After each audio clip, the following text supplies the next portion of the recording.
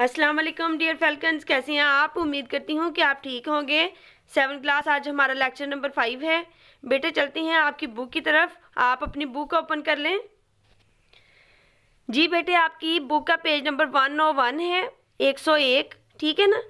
आज lecture number 5 है। हम पिछले लेक्चर में क्वेश्चन आंसर पढ़ चुके हैं। आज के लेक्चर में हम रिमेनिंग एक्सरसाइज जो है इसकी उससे सॉल्व करेंगे। सबसे पहले हम चलते हैं वोकैबुलरी की तरफ। Find synonyms and antonyms of the following words in thesaurus.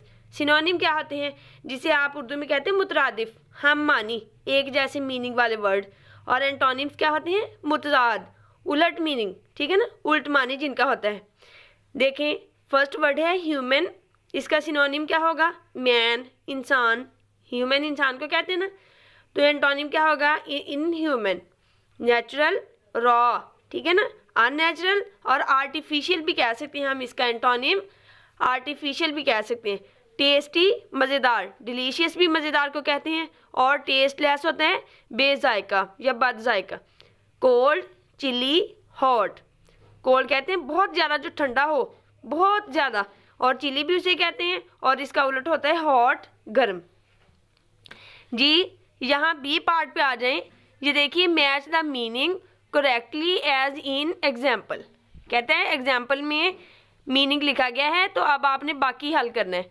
ये देखें, एलिवेशन मीन्स, एलिवेशन बुलंदी, मीन्स का मतलब है height from the sea level.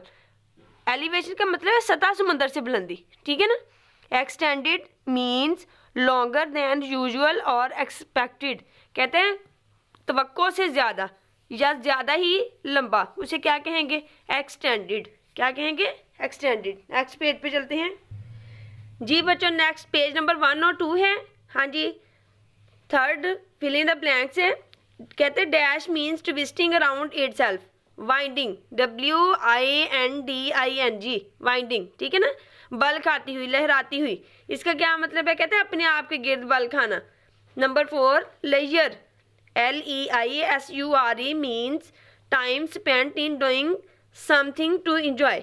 किसी चीज़ से लुत्फ अंदोज होने के लिए जो टाइम हम गुजारते हैं ना, उसे हम क्या कहते हैं, लेजर कहते हैं। खुशी के लिए वक्त गुजारना, ठीक है। ग्रामर पे चलते हैं। Figures of speech. A figure of speech is ornamental use of words. It is departure from the ordinary form of expression and used to increase the effectiveness of word in a sentence. बच्चों, figure of speech ऐसे words होते हैं, ठीक है ना, जो हम ना किसी सेंटेंस की इफेक्टिवनेस को बढ़ाने के लिए इस्तेमाल करते हैं। इफेक्टिवनेस मतलब कि उसके मीनिंग में इजाफा करने के लिए। हम डिक्शनरी जो मीनिंग, उसका जो डिक्शनरी में मीनिंग होता है ना, उसके उलट हो जाता है वो मीनिंग, मतलब उसकी अहमियत में मज़ीद इजाफा हो जाता है, उसे कहते हैं फिगर ऑफ स्पीच, ठीक है। For example, if we say there are 4 pillars in this building. अगर हम कहें कि इस बिल्डिंग में 4 पिलर हैं, the word pillar is used in its ordinary sense. कहता है पिलर जो है वो एक आम सेंस में इस्तेमाल हुआ है।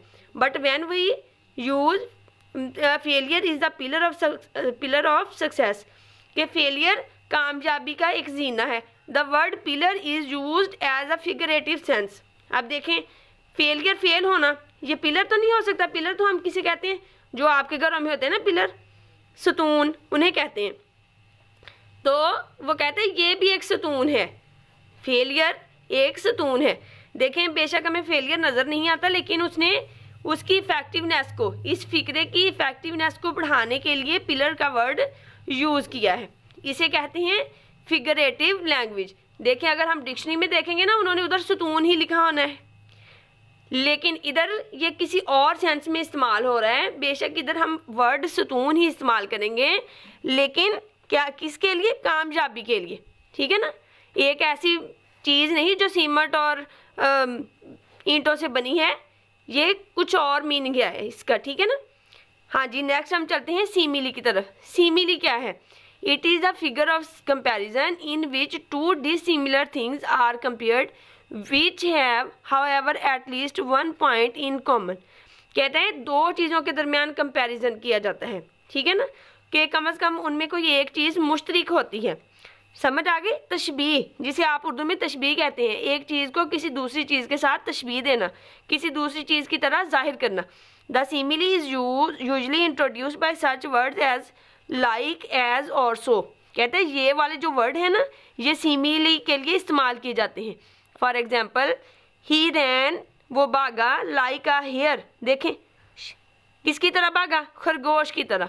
डाउन द स्ट्रीट, गली में, वो गली में कहाँ कैसे भागा, एक खरगोश की तरह। अब देखें लड़के को किससे तशबीह दी गई है, खरगोश से, ठीक है ना। लड़का खरगोश तो नहीं ना हो सकता, लेकिन उसने कहा कि लड़का खरगोश की तरह भागा। Moon rose up in the east like a rose. कहते हैं मून जो है ना, वो उसको किससे तशबीह दी, रोज से, फूल से, ठीक है ना। कहते हैं फूल की तरह, जैसे फूल खिलता है ना, ऐसे इस मशरिक से निकलता है चांद। नेक्स्ट पेज पे चलते हैं जी, पेज नंबर 103। मेटाफर, मेटाफर कहते हैं बेटे इस्तारा को, उर्दू में हम इसे इस्तारा कहते हैं। इस्तारा का मतलब होता है मुस्तार लेना, उधार लेना, ठीक है ना। किसी चीज़ का मीनिंग जो है उसे उधार ले लेना। A metaphor is an implicit comparison without using word such as like, as और सो। कहते हैं ये भी एक कंपैरिजन है, लेकिन इसमें लाइक, एज और सो जैसे अल्फाज इस्तेमाल नहीं किए जाते। In it the two objects of completely different nature are identified. कहता है इसमें दो मुख्तलिफ चीज़ों के दरमियान कंपैरिजन किया जाता है, लेकिन उसमें लाइक, एज और सो वाले अल्फाज इस्तेमाल नहीं किए जाते। For example, the camel is the ship of the desert. कहते हैं ऊँट सहरा का जहाज़ है। अब देखें ऊँट एक जानदार चीज़ है, जहाज़ एक बेजान चीज़ है, तो ये बिल्कुल दो डिफरेंट चीज़ें होंगी ना, तो दोनों के दरमियान क्या किया गया, कंपैरिजन किया गया है, ठीक है। उन्होंने कहा कि ऊँट सहरा का जहाज़ है, ऊँट को जहाज़ कह दिया उन्होंने, ठीक है। तो ये क्या हुआ, metaphor. My eldest son is the star of the family. कहता है मेरा सबसे बड़ा बेटा हमारे ख़ानदान की आंखों का तारा है। अब देखें बेटा तारा तो नहीं ना बन सकता, देखें लड़का जो है वो क्या है, वो एक ह्यूमन बीइंग है, और जो स्टार होता है वो एक ऑब्जेक्ट है। तो दो मुख्तलिफ चीज़ों के दरमियान कंपैरिजन किया गया, ठीक है। नेक्स्ट एलिट्रेशन है। This consist in the repetition of the same sound और syllable at the beginning of two और मोर वर्ड्स। कहते हैं ये एक जैसी आवाज़ दो या दो से ज़्यादा अल्फाज के शुरू पे, ठीक है ना, एक जैसी आवाज़ जो है ना उसे एलिट्रेशन कहते हैं। रेपिटेशन तकरार को कहते हैं, ठीक है ना। एक जैसी आवाज़ का जो तकरार है उसे हम क्या कहते हैं, alliteration. For example, a strong man struggling with the storm of fate. ठीक है, कहता है किस्मत के साथ एक मजबूत आदमी लड़ रहा है, कोशिश कर रहा है, ठीक है ना, तूफान। ये देखें अब स्ट्रॉन्ग एस वाला वर्ड, स्ट्रगलिंग में भी फिर एस, स्ट्रॉन्ग में भी एस, तो ये क्या हुई, एलिट्रेशन। कहते हैं a load of learning lumbering in his head. अब देखिए लोड में एल, लर्निंग में भी एल और लंबरिंग में भी एल, ये एलिट्रेशन है। The use similes to fill in the blanks. कहते हैं सिमिली लगाएं। कहते हैं एज फेथफुल एज, इतना वफादार जितना के कुत्ता, कुत्ता वफादार होता है ना। डॉग लिखें इधर। एज रेड एज ब्लड, इतना सुर्ख जितना के खून। एज क्लेवर एज क्रो, इतना चालाक जितना के कौवा। एज ग्रीन एज ग्रास, इतना सब्ज जितनी के घास। एज ब्राइट एज डे, इतना चमकदार जितना के दिन।